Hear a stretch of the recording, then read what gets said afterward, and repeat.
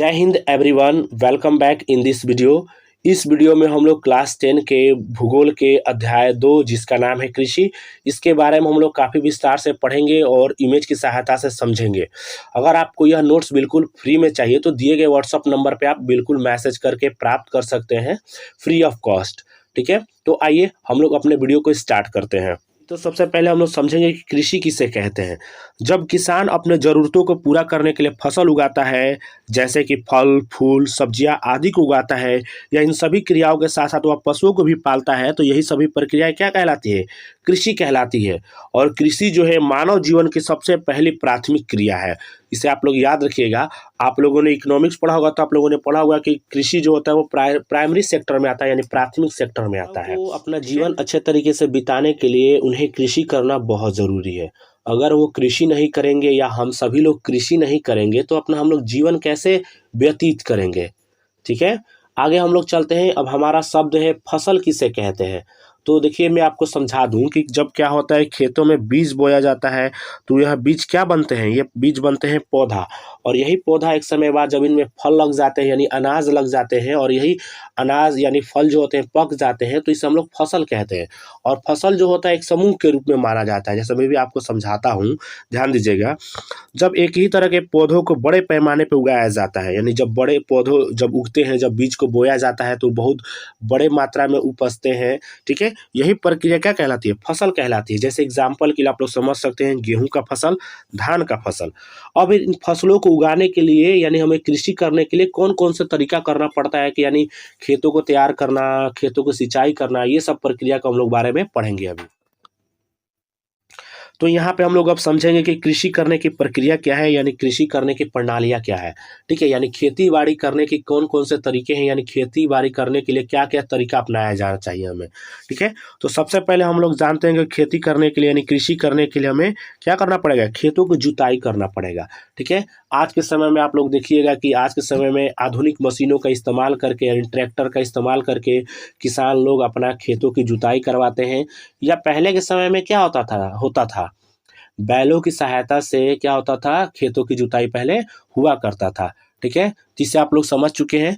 अब इसके बाद हम लोग बात करते हैं बुआई करना। ठीक है, बुआई करने के लिए हम लोग को क्या करना पड़ता है? जैसे पहले मेरा खेत जुता गया, या आप समझ रहे हैं इस बात को, खेत जुता गया तो हम लोग क्या करेंगे? उसमें बीज का चुनाव करेंगे कि किस प्रकार के बीज को हमें बोना है, यानी हमें फसल कैसा चाहिए। अगर मुझे मेरे घर अगर आटे की आवश्यकता होगी तो मैं गेहूं बोऊंगा, अगर मेरे घर चावल की आवश्यकता होगी तो मैं क्या बोऊंगा? धान बोऊंगा। ठीक है, अगर मेरे घर दाल की आवश्यकता है तो मैं दलहन फसल को बोऊंगा। ठीक है, तो वही बात को मैं कह रहा हूँ कि हमें क्या करना पड़ेगा? हमें दूसरा काम करना पड़ेगा, बीज को चुनना पड़ेगा कि हमें कैसे बीज की बुआई करना है। ठीक है, इसके बाद हम लोग समझते हैं निराई, यानी इसके बाद से क्या करेंगे? जब मैंने बीज बो दिया तो क्या होगा? खेतों में क्या होगा कि घास जमेंगे। ठीक है, अलग अलग प्रकार के उसमें खरपतवार जमेंगे, तो उन्हें साफ करने की प्रक्रिया जो होती है उसे ही हम लोग निराई कहते हैं। ठीक है, और ये निराई करने के लिए हम कई प्रकार के खाद का भी इस्तेमाल करते हैं। खाद यानी कह सकता हूँ, या कीटनाशक दवाइयों का भी इस्तेमाल करते हैं घास को जलाने के लिए, या अलग अलग प्रकार के तरीके भी अपनाया जाता है। या ग्रामीण क्षेत्रों में लोग छोटे छोटे हथियार जैसे खुरपी, आप लोगों ने बिहार की भाषाओं में सुना होगा, उसका इस्तेमाल करते हैं घास को साफ करने के लिए खेतों से। ठीक है, इसके बाद हम लोग करते हैं खेतों की सिंचाई करते हैं। सिंचाई मतलब क्या होता है? खेत की पटौनी, यानी खेतों के फसलों को क्या करते हैं हम लोग? क्या देते हैं हम लोग यहाँ पे? पानी देते हैं, जितनी उसकी आवश्यकता होती है उतना आवश्यकता देते हैं। जैसे आप लोग जानते होंगे कि जो धान का जो फसल होता है उसमें क्या ज़्यादा पानी की आवश्यकता होती है। वही बात करें गेहूं का, तो गेहूं के फसलों को कम पानी की आवश्यकता होती है। ठीक है, इसके बाद हम लोग बात करते हैं खाद का। ठीक है, अब क्या होता है जब खेत का सिंचाई हो जाता है तो किसान लोग या जो खेती बाड़ी करते हैं वो लोग क्या करते हैं? खेतों में क्या करते हैं? खाद डालते हैं। अब देखिए खाद 2 प्रकार के होते हैं, एक उर्वरक होता है, एक जैविक खाद होता है। जैविक खाद का मतलब जैसे आप लोगों ने आम शब्दों में सुना गोबर हो गया, और उर्वरक का मतलब हो गया डाई, पोटास, अलग-अलग प्रकार के केमिकल वाले, समझ रहे हैं ना इस बात को?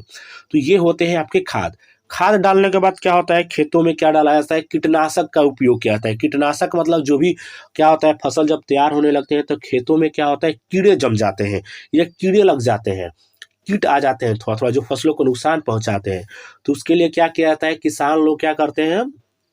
कीटनाशक का इस्तेमाल करते हैं, जहरीली दवाइयों का इस्तेमाल करते हैं, जिसकी वजह से किसान के जो खेत में कह सकता हूँ मैं कीट लगे होते हैं, जो कीड़े लगे होते हैं वो आसानी से मर जाते हैं। ठीक है, यानी कीड़े मारने वाली दवाई का छिड़काव होता है वहाँ। समझते हैं जब फसल तैयार होने लगता है तो उसके बाद से क्या होता है कि फसल का कटाई होता है। ठीक है, यानी फसल जब पक जाता है तो उस फसल की क्या होती है, कटाई होती है। और कटाई के बाद क्या होता है, फसल से अनाज को अलग कर लिया जाता है। ठीक है, यानी फसल से अनाज को अलग कर लिया जाता है, जिसे हम लोग क्या कहते हैं, गहराई या सफाई कहा जाता है। ठीक है, और इसके बाद से क्या होता है, जब साफ हो जाता है अनाज तो इन्हें क्या किया जाता है, हो सकता है तो हम लोग इसे अपने घर में रखते हैं, भंडार करके रखते हैं, या फिर इन्हीं फसलों को हम लोग क्या करते हैं, कोल्ड स्टोरेज में भेज देते हैं। जैसे आलू एक फसल है, आप सभी लोग जानते होंगे। तो ये आलू जब हो जाता है तो इसे हम लोग क्या करते हैं, अपने घरों में भंडारित करके रखते हैं, यानी एक जगह पे रखते हैं, या फिर इसे हम लोग कोल्ड स्टोरेज में भेज देते हैं, शीतल घर में भेज देते हैं। ठीक है, चलते हम लोग आगे। इसके बाद हम लोग आगे समझते हैं कि फसल के कौन कौन से प्रकार हो सकते हैं। गया है कि किसान जो है कैसे कैसे कृषि करता है। देखिए, सबसे पहले वो किसान जो है फसल उगाने के लिए क्या करता है, ध्यान दीजिएगा यहाँ पे। सबसे पहले खेतों को तैयार करता है। खेतों को तैयार करने के बाद यानी मिट्टी की जुताई करवाने के बाद वो क्या करता है, बीजों को चुनता है, और बीजों को चुनने के बाद क्या करता है, उसकी बुआई करवा देता है। ठीक है, और उसके बाद से वो क्या करता है, खेतों में सफाई करवाता है। ठीक है, सफाई यानी निराई करवाता है, जिसे हम लोग कह सकते हैं घास की सोहनी कह सकता हूँ मैं। ठीक है, इसे इसके बाद से वो क्या करते हैं, खेतों की सिंचाई करते हैं। ठीक है, और इसके बाद से क्या किया जाता है, यहाँ पे ध्यान दीजिएगा। इसके बाद से किसान लोग क्या करते हैं, इस खेतों में क्या करते हैं, पानी देते हैं। ठीक है, यानी जैसे कह सकता हूँ मैं, यहाँ पे पानी दिया जाता है मशीनों की सहायता से। इसके साथ साथ किसान लोग ये क्या करते हैं, इसके बाद उसमें क्या करते हैं, दवाइयों का इस्तेमाल करते हैं, केमिकल्स का इस्तेमाल करते हैं, खाद का इस्तेमाल करते हैं, और इस प्रकार हमारा जाके लास्ट में क्या होता है, फसल तैयार हो जाता है। ठीक है, ये आसान नहीं है, बहुत ही मतलब इसमें समय लगता है। जितना हम लोग आसानी से पढ़ रहे हैं उतना आसानी नहीं होता है कृषि करने में, बहुत समस्याओं का सामना करना पड़ता है। हो गया तो भी फसल खराब हो सकते हैं, अगर ज़्यादा ठंड पड़ गई तो भी फसल खराब हो सकते हैं। इसलिए फसलों को अलग अलग समय पे बोया जाता है। ठीक है, अभी हम लोग सभी फसलों के प्रकार के बारे में पढ़ेंगे धीरे धीरे। ठीक है, आगे हम लोग चलते हैं, आगे अब हम लोग और समझते हैं, ध्यान दीजिएगा यहाँ पे। अब हम लोग कृषि के प्रकार पढ़ेंगे। तो देखिए, भारत में जो है कृषि के प्रकार कई प्रकार के होते हैं, लेकिन क्लास 10 के बोर्ड के अनुसार हमें कुछ 4-5 ही कृषि के प्रकार के बारे में पढ़ना है। उसी के बारे में अभी मैं आपसे चर्चा करूंगा। ध्यान दीजिएगा यहाँ पे कहा जा रहा है, किसान यहाँ पे एक अपना विचार प्रकट कर रहे हैं कि अधिकारी अच्छा काम करे तो उन्हें प्रमोशन मिल जाता है, कर्मचारी अच्छा काम करे तो उन्हें बोनस मिल जाता है, लेकिन किसान मुश्किल हालातों में भी 2 गुना अनाज पैदा कर ले तो क्या होता है, उसके अनाज का जो दाम होता है, यानी उसकी फसलों का दाम क्या होता है, आधा हो जाता है। ठीक है, अन्नदाता के साथ ऐसा व्यवहार क्यों होता है? तो देखिए, पहली बात तो ये है कि हमारे समाज में किसानों का कोई कद्र नहीं करता है। किसान बड़े मुश्किलों के साथ हमें फसल का उपलब्ध कराते हैं, यानी अनाजों को उपलब्ध करवाते हैं, और उन फसलों को हमें उगाने में या फिर उन्हें अनाजों को प्राप्त करने में बहुत कठिन मेहनत करनी पड़ती है। कम से कम किसी भी फसल को उगाने के लिए कम से कम 3 महीने 90 दिन कह सकता हूँ चाहिए कम से कम। ऐसे भी कह सकता हूँ कि 60 दिनों में भी हो सकता है, 2 महीना, डेढ़ महीना में फसल बहुत सारे तैयार हो सकते हैं, लेकिन अधिकतर जो फसल होते हैं वो 3 महीने का समय लेते हैं। ठीक है, अब हम लोग समझते हैं फसलों के प्रकार कौन-कौन से हैं। तो हम लोग समझेंगे यहाँ पर स्थानांतरित कृषि क्या होता है, व्यापारिक कृषि क्या होता है, गहन जीविका कृषि क्या होता है, और रोपण कृषि क्या होता है। इन सभी कृषियों के बारे में हम लोग अच्छे तरीके से समझेंगे, और इससे आप लोग याद भी करिएगा कि क्योंकि पेपर में कई बार इससे पूछे जाते हैं। ठीक है, समझते हैं कि भारत में कृषि करने के कुछ प्रकार क्या-क्या हो सकते हैं। तो देखिए, निर्वाह कृषि, ठीक है, और इसके बाद गहन कृषि, इसके बाद से स्थानांतरित या झूम कृषि, इसी को कहते हैं हम लोग, वाणिज्य कृषि और रोपण कृषि। इन सभी कृषियों के बारे में हम लोग काफ़ी विस्तार से अभी नीचे समझेंगे। आइए हम लोग समझते हैं। तो यहाँ पे ध्यान दीजिएगा, सबसे पहले हम लोग समझते हैं कि निर्वाह कृषि किसे कहते हैं। इसे प्रारंभिक जीविका निर्वाह कृषि भी कहा जाता है। ठीक है, ऐसा कृषि प्रणाली जिसमें किसान अपने परिवार का पोषण करने के लिए उत्पादन करता है। इसमें परंपरागत कृषि उपकरणों तथा तरीकों का प्रयोग किया जाता है। यानी समझिए कि यह ऐसा सिस्टम होता है कृषि करने का, जिसमें किसान केवल अपने घर के पोषण के लिए कार्य करता है और उत्पादन करता है। ठीक है, और इसमें जो भी तरीका अपनाता है वो परंपरागत यानी प्राचीन समय से चले आए सिस्टमों को अपनाता है। अगर उसमें बदलाव आप करेंगे, मतलब जैसे कह सकता हूँ, वो लोग वैज्ञानिक तरीके से कृषि नहीं करते हैं। वो लोग बस अपने खाने पीने के लिए बस वो अपना फसल को उत्पादन करेंगे। ठीक है, इसे ही प्रारंभिक जीविका कृषि निर्वाह कृषि कहा जाता है। ठीक है, प्रारंभिक मतलब अपनी शुरुआत के जीवनों को अच्छे तरीके से चलाने के लिए, निर्वाह का मतलब होता है जीवन बिताने के लिए। ठीक है, और जीविका का मतलब होता है यहाँ पे वो अपने जीवन को जीने के लिए। ठीक है, आशा करता हूँ आप लोग समझ गए। इसके बाद हम लोग समझते हैं स्थानांतरित कृषि। किसान जंगलों की भूमि के टुकड़े को साफ करके यानी पेड़ काट के जलाते हैं। परिवार के जीविका निर्वाह के लिए क्या करते हैं, वो उस जमीन की उर्वरता को कम होने के बाद किसी जमीन के टुकड़े को साफ करके खेती करते हैं। ध्यान दीजिएगा, जंगलों में क्या होता है कि ज्यादातर समय क्या होता है कि जो भी आदिवासी लोग रहते हैं या जो भी आम लोग रहते हैं, वो लोग क्या करते हैं, फसल उगाने के लिए उनके पास खेती नहीं होता है, जमीन नहीं होता है, तो वो लोग क्या करते हैं, जंगलों को जलाकर उसके मतलब पेड़ पौधों को काट के हटा के वहां पे क्या करते हैं, उर्वरक शक्ति बढ़ाने का प्रयास करते हैं और खेती करते हैं। जब वहां की उर्वरक शक्ति समाप्त हो जाता है तो और क्या करते हैं, वो अन्य स्थानों पे चले जाते हैं, जिसे हम लोग झूम कृषि भी कहते हैं। इसी कृषि को हम लोग झूम कृषि भी कहते हैं। ठीक है, और इस कृषि को अलग अलग स्थानों पे अलग अलग नाम से भी जाना जाता है, इसे अभी मैं आपको बताऊंगा। यानी स्थानांतरित कृषि आप लोग समझ चुके होंगे कि जंगलों में क्या होता है, आदिवासी लोग या जो भी लोग रहते हैं उनके पास खेती करने के लिए जमीन नहीं होता है, तो क्या करते हैं, जंगलों के पेड़ पौधों को काट के वो क्या करते हैं, वहां पे अपना कृषि करते हैं। और जब वही जगह पे क्या होता है, उसी जगह पे क्या होता है, जब उस खेत का उर्वरक खत्म हो जाता है, जो भी शक्तियां थी उस खेत का, जो भी क्षमता था वो फसल उगाने का, वहां पे अच्छे तरीके से नहीं उगता है, तो क्या करते हैं लोग, वहां से कृषि कर छोड़ कर मतलब करना छोड़ के वो दूसरे स्थान पे चले जाते हैं और उसके बाद वहां वह लोग कृषि करते हैं। ठीक है, इसके बाद हम लोग समझते हैं कि ये जो स्थानांतरित कृषि है इसे झूम कृषि भी कहा जाता है।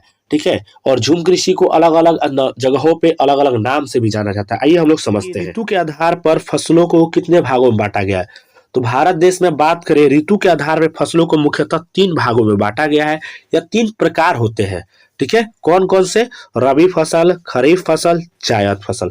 रबी फसल जो होता है कहाँ कब बोया जाता है, आपका रबी फसल बोया जाता है ठंड के मौसम में।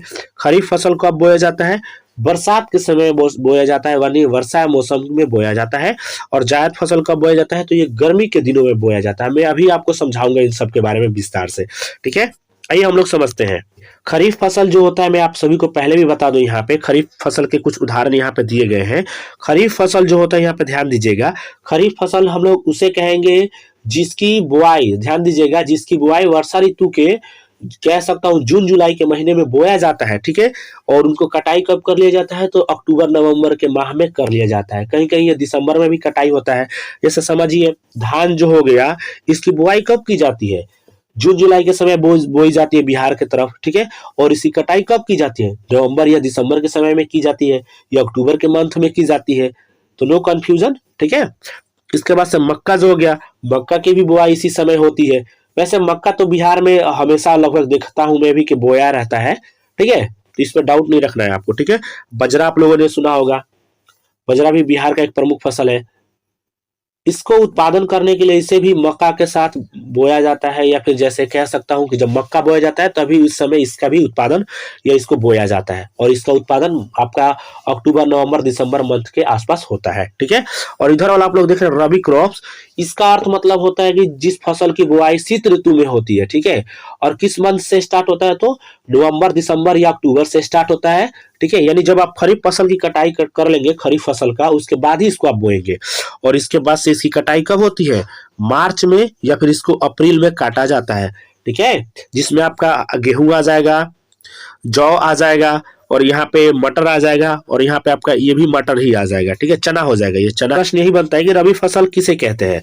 तो देखिए, रबी फसल शीत ऋतु में अक्टूबर से दिसंबर के मध्य में बोई जाती है। यानी जो रबी फसल होती है वो अक्टूबर नवंबर दिसंबर के महीनों में बोया जाता है, और इसे ग्रीष्म ऋतु के मार्च में, यानी बसंत ऋतु के बाद, ठीक है, मार्च अप्रैल के मध्य में काट लिया जाता है। और इस प्रकार के जो फसल होते हैं वो गेहूं होता है, जौ होता है, मटर होता है, चना होता है, सरसों होता है, आदि फसलें रबी फसल के मुख्य हैं। ठीक है, ये ऑब्जेक्टिव के लिए काफी महत्वपूर्ण है, इसे आप लोग जरूर याद रखिएगा, कई बार पेपर जाता है। ठीक है, इसके बाद हम लोग चलते हैं खरीफ फसल क्या होता है। खरीफ फसल देश के विभिन्न क्षेत्रों में मानसून के आगमन के समय साथ साथ बोया जाता है, जैसे कि जून जुलाई में बोया जाता है। ठीक है, याद रखिएगा खरीफ फसल, और यह फसल अक्टूबर या नवंबर मंथ में काट ली जाती है। खरीफ ऋतु की मुख्य चावल मक्का, ज्वार, बाजरा, अरहर, मूंग, उड़द, कपास, जूट, मूंगफली और सोयाबीन फसलें हैं। ठीक है, यानी खरीफ फसल के ये सब आपके उदाहरण है, इसे आप लोग जरूर याद रखिएगा। ठीक है, और इसके बाद से हम लोग बात करें जायद फसल किसे कहते हैं, तो जायद फसल यानी ग्रीष्म फसल कहलाता है। ठीक है, अब देखिए कितना आसान तरीके से यहाँ पे समझाया गया था। पहले आपको बो दिए खरीफ फसल, खरीफ मतलब आपने जून जुलाई में बो दिया उसको और काटा कब, अक्टूबर नवंबर में। अक्टूबर नवंबर में जिस आप बोएंगे वो कौन सा होगा, रबी फसल होगा।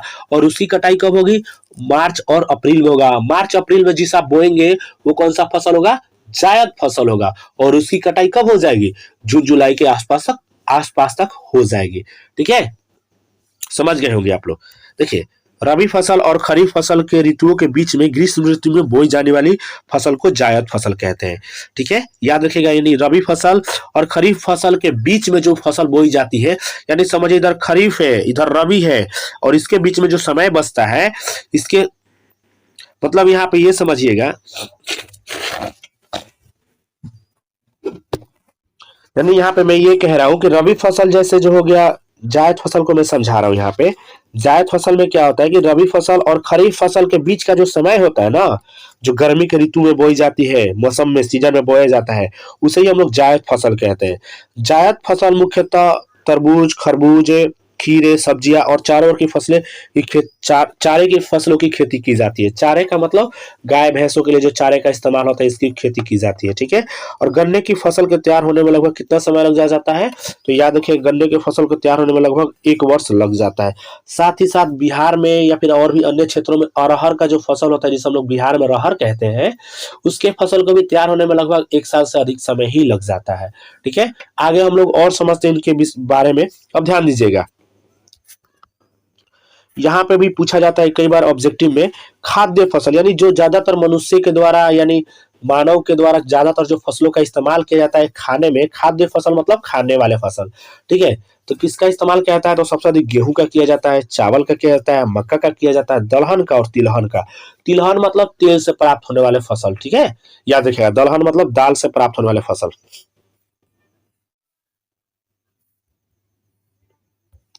इसके साथ साथ कई प्रकार के मुख्य फसल होते हैं जिसका इस्तेमाल मानव अपने जीवन में बहुत अधिक करता है।